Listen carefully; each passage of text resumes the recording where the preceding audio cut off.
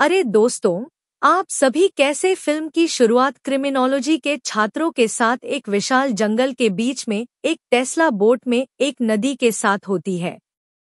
द्वीप पर बिखरे हुए निकायों को जानबूझकर छात्रों के लिए इस तरह से रखा गया था। एक नस्ल की गंध, जैसा कि मृत पशु निकायों की उपस्थिति से देखा जा सकता है।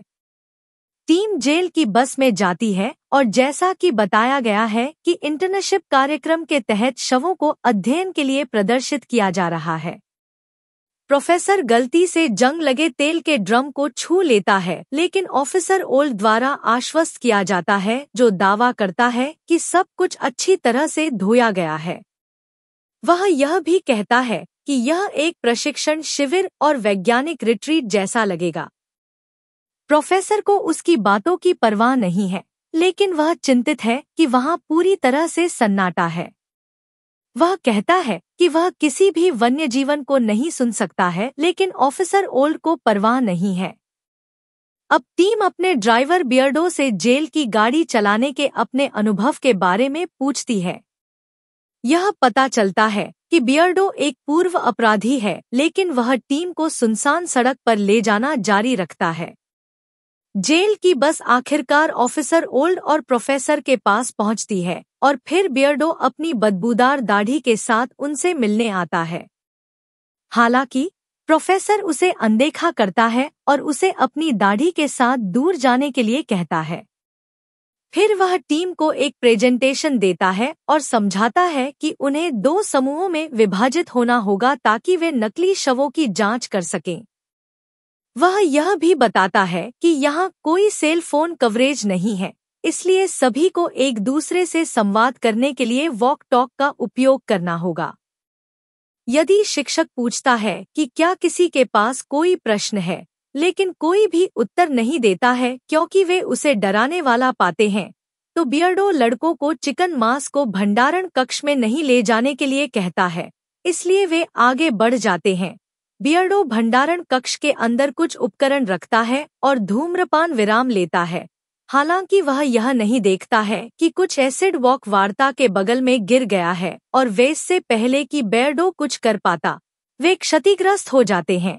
अपनी गलती के बावजूद वह कुछ भी न कहने का निर्णय करता है और भंडारण कक्ष से चला जाता है।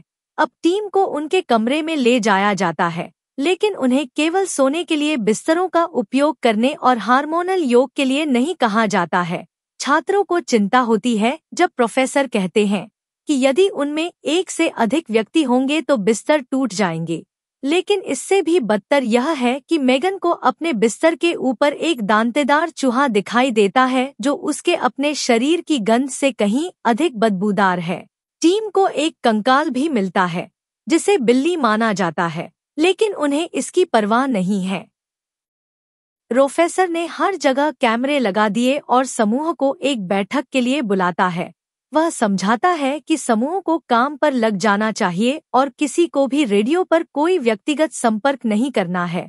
प्रोफेसर का कहना है कि समूह अलग अलग क्षेत्रों की खोज करेंगे और यह एक कठिन यात्रा होगी, क्योंकि एक फोरेंसिक वैज्ञानिक का जीवन आसान नहीं।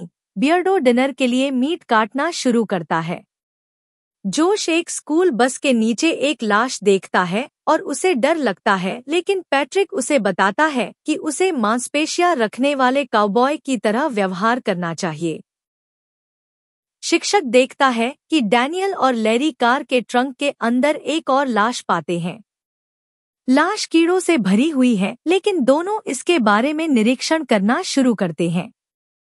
शिक्षक रेडियो पर कहता है कि सूरज 3 घंटे में ढल जाएगा, इसलिए उन्हें जल्दी करने की जरूरत है।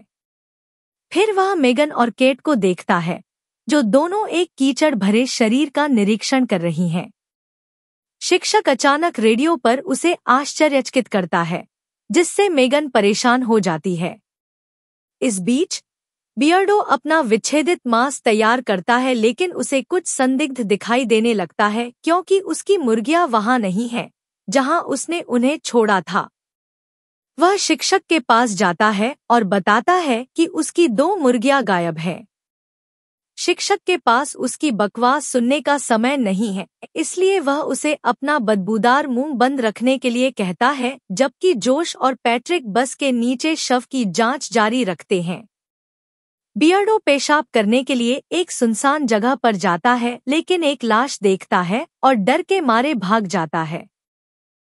मेगन और केट में और उन्हें बताता है कि उसने क्या देखा, हालांकि वे उसे गंभीरता से नहीं लेते हैं, और जब वह उस शरीर को देखता है जिसका वे अध्ययन कर रहे हैं तो उसे बुरा लगता है। साथ ही लड़कियों को शिक्षक द्वारा बाधित किया जाता है, जो उन्हें तीसरे पक्ष के साथ बातचीत नहीं करने के लिए कहता है। बियर्डो को छोड़ने का आदेश दिया जाता है, लेकिन वह उन्हें अतिरिक्त शरीर को देखने के लिए ले जाने पर जोर देता है। केट उसके साथ जाने के लिए सहमत होती है और वास्तव में उसे पता चलता है कि वह सच कह रहा है। उसने शिक्षक को इसके बारे में सूचित किया, लेकिन वह कहता है कि यहाँ किसी अन्य शरीर का होना असंभव है। केट को मेगन के पास वापस जाने का निर्देश दिया जाता है, लेकिन बियर्डो गंजे शरीर को हिलते हुए देखता है और वह एक मुर्गे की तरह घबरा जाता है और केट को इसके बारे में बताता है। वह उसका उपहास करती है और चली जाती है, लेकिन शरीर एक सड़ते हुए ज़ोंबी को प्रकट करने के लिए जागता है।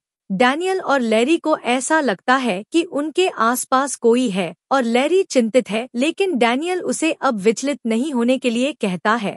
केट और मेगन अपनी जांच जारी रखते हैं, लेकिन तभी एसिड दुर्घटना के कारण वॉक टॉक्स काम करना बंद कर देता है।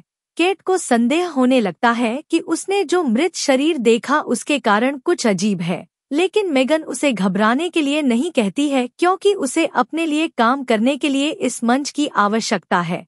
बियर्डो डैनियल और लैरी से टकराता है, लेकिन वे उसे दूर जाने के लिए कहते हैं क्योंकि वह उस जगह को दूषित कर सकता है।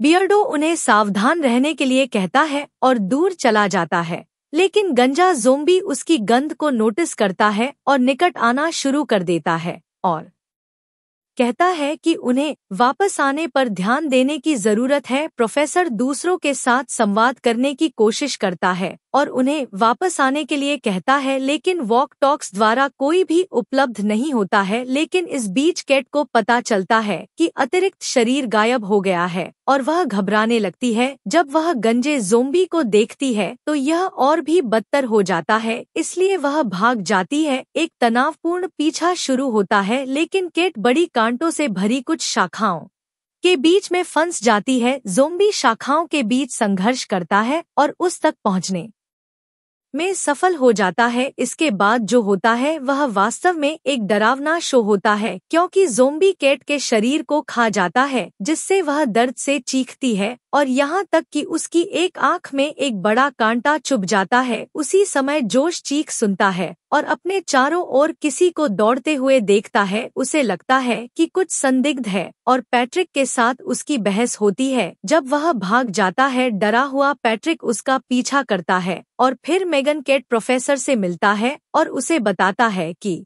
यह जगह भूतों से नहीं बल्कि घिनौने ज़ॉम्बी से भरी हुई है।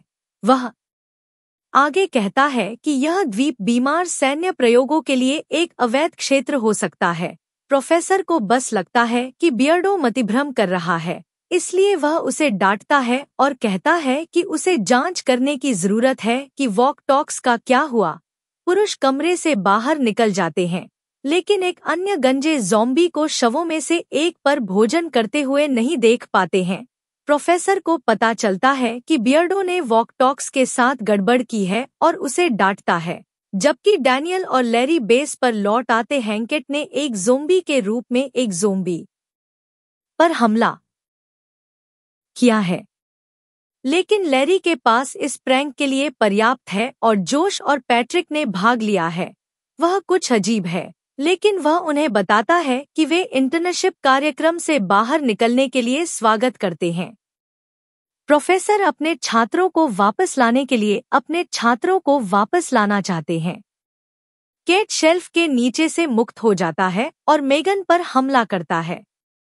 च्वाइस, लेकिन प्रोफेसर ने उसे कुछ समय के लिए गोली मार दी उसे खत्म करने के लिए। हालांकि डैनियल भी केबिन में प्रवेश करता है, इसलिए मेगन उसे अपने साथ छुपाती है और फिर वे ज़ोंबी पर हमला करते हैं, जो ज़ोंबी कैट के शरीर को खाना शुरू करता है। हालांकि उसके पास अतिरिक्त कठोर त्वचा है, इसलिए युगल उस पर हमला करता है और भाग जाता है। इस बीच प्रोफेसर एक गंजे ज़ोंबी पर हमला करने जाता है जो बेस के बाहर चिकन मांस खा रहा है। अंततः वह उसे सिर में गोली मारकर मार देता है, लेकिन एक अन्य ज़ोंबी कैदी बेस के नीचे बियर्डो पर हमला करता है। एक तनावपूर्ण लड़ाई शुरू होती है, लेकिन बियर्डो को उसकी दाढ़ी पर नहीं बल्कि मांसपेशियों पर काट लिया जाता है और कुछ समय बाद उसे मारने के लिए नीचे खींच लिया जाता है। डैनियल और मेगन अपने अंतिम क्षणों में बियर्डो को ढूंढते हैं, लेकिन वह उन्हें मारने के लिए कहता है क्योंकि वह जल्द ही एक ज़ोंबी में बदल जाता है।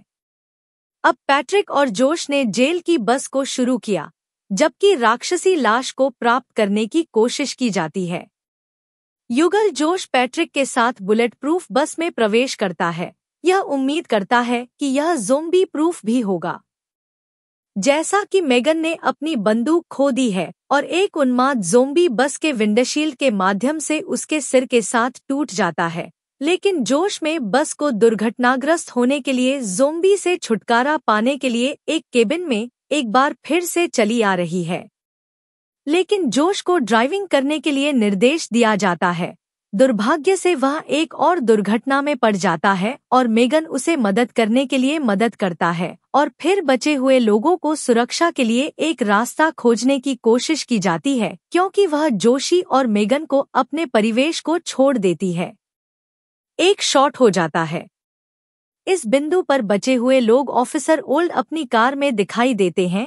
प्रोफेसर उन पर हमला करते हैं और इस मृत्यु शिविर में सभी को मरने देने के लिए उन्हें शाप देते हैं। तभी हमें पता चलता है कि इस द्वीप का उपयोग मृत्यु पंक्ति के कैदियों के लिए एक परीक्षण सुविधा के रूप में किया गया था। हालांकि कुछ बहुत गलत हो गया और गंजे लाश के निर्माण का कारण बना।